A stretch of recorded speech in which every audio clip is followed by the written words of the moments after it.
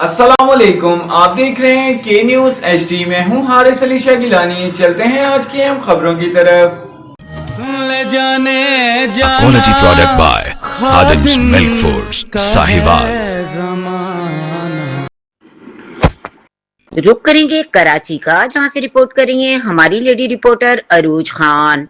ताजिरों के मसाइल के हल के लिए MPA वाजिद हुसैन खान PS बटा 92 हल्का मुतर्रका कोरंगी इलेक्ट्रॉनिक्स मार्केट वफद के वजीर बल्दियात नासिर हुसैन शाह से अहम मुलाकात।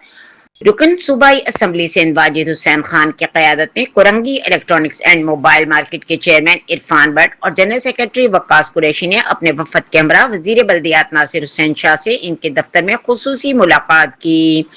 मुलाकात में लांडी और कोरंगी ताजिरों के दरपेश मसाइल, लॉकडाउन, SOPs और कारोबारी औकात कार तब्दीली के हवाले से तफसीली गुफ्तगू की गई।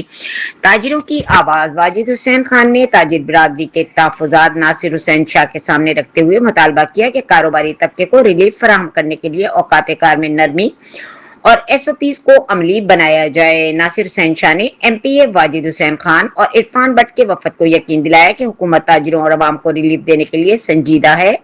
इन मसाइल का बारीक बीनी से जायजा लिया जा रहा है और जल्द ही एक जामे लाहे अमल और खुशखबरी का ऐलान किया जाएगा।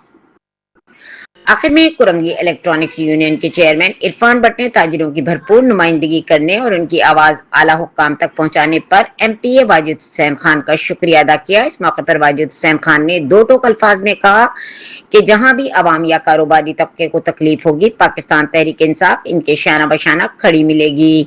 हम अवाम को इनके जायज हुकूक दिलवाने के लिए हर फॉर्म पर आवाज बुलंद करते रहेंगे।